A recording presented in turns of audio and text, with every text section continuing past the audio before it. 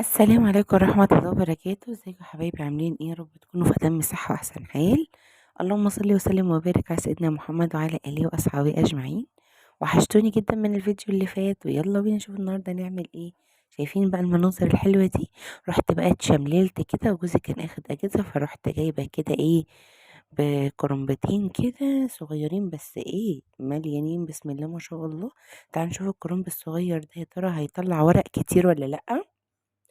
جبت الكرومبتين دول، كرومبة ب10 جنيه، يعني الاتنين ب20 جنيه. قعدت بقى اتحايل على البيع واقول له لأ، ما تضحكش عليا، وقعدت انهد فيه كتير لغاية ما اداني الاتنين ب20 جنيه. طب تعالوا نشوف ام 20 جنيه دي هيطلعوا لي ورق قد ايه. يلا بينا دلوقتي بقطع اهو الورق معاكم زي ما انتم شايفين، وهنشوف. بصوا الورق من جوه زي الفل. لما تجيبي الكرومبة الاحسن ان انت تجيبي الكرومبة الصغيرة، ما تجيبيش الكرومبة الكبيرة قوي، لان الكرومبة الكبيرة قوي بيبقى فيها للاسف من جوه بتبقى ساعات بايظة كتير، او بيبقى فيها زي كده دود من الارض. فبالتالي خاصة كمان احنا لسه ما دخلناش على شتاء قوي يعني. فزي ما انتم شايفين كده حبايبي، بقطع الكرنب اهو زي ما انتم شايفين، وبسم الله ما شاء الله الورق زي الفل، وبص كهرمان. وادي الكمية اللي طلعت معايا اهو زي ما انتم شايفين.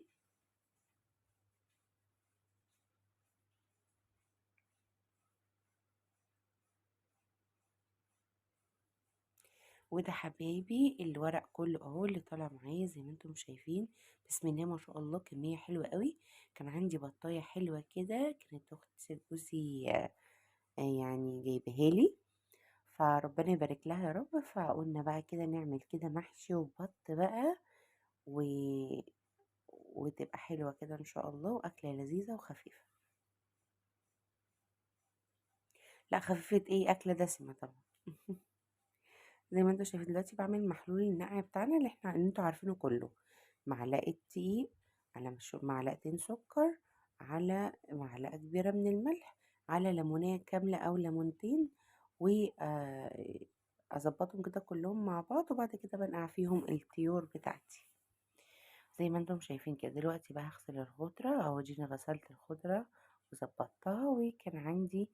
وهبدأ بقى دلوقتي اعمل الخلطة. بحط الخضرة معلقة من الخل كده علشان الخضرة لو فيها اي حاجة. البهارات بتاعتي ملح وفلفل وكمون وكزبرة وهيل مطحون او حبهان مطحون وكمون زي ما احنا قلنا، بس هي دي البهارات، ما تزودوش عن كده.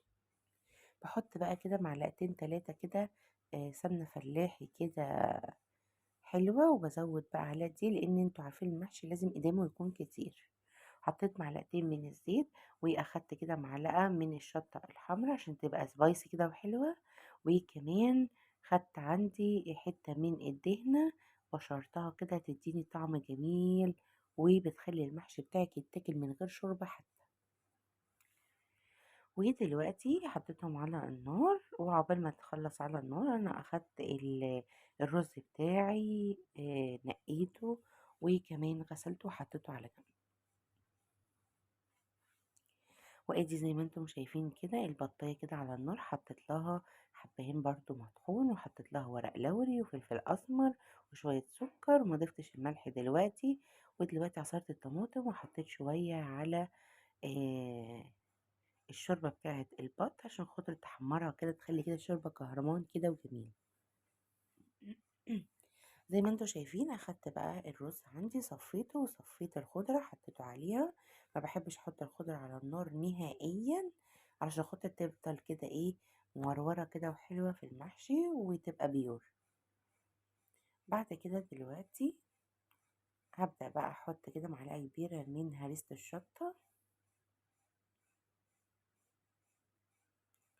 وفص من التوم كده 3 4 فصوص من التوم مدقوقين.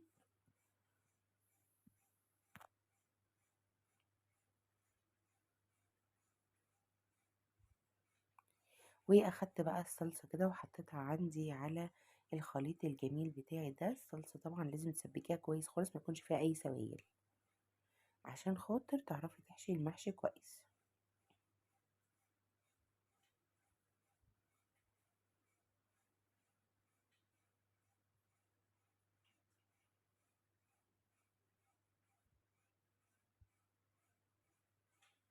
لازم كده الخلطة بتاعتك تكون حمرا كده، كانت محمرة لي المحشية كده ومخليها طعمها تحفة. ده كمان مش باين في التصوير.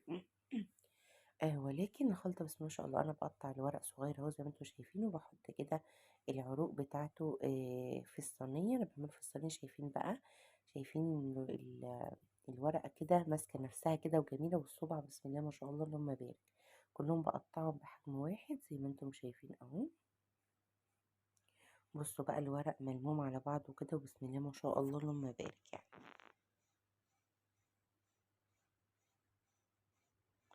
الورقة في إيدِك ما تزيدش عن كده، بتاخديها كده وتلفّيها رول كده زي ما أنتم شايفين. وهاكمّل بقى الصينية عندي كلّها حبايبي، وهاورّيكم شكلها في الآخر. أدي شكل الصينية أهي في الآخر، بسم الله ما شاء الله تحفة خطيرة، خطيرة، خطيرة. هاحطها بقى على النار دلوقتي، واحط عليها شوربة يا دوبك ما تطولش آخر صُبع، وبسم الله ما شاء الله. زي ما انتم شايفين طبعا الشوربة لازم تكون مغلية وحلوة. انا زقيتها بشوربة البط، عندك اي شوربة بقى زقيها بيها عادي. المهم ما تطولش الصبع الاخراني او الصف الاخراني، وتعلي عليها النار. بعد كده توطي خالص وتسيبيها على راحتها لغاية بألف هنا وشفا تاكلوها.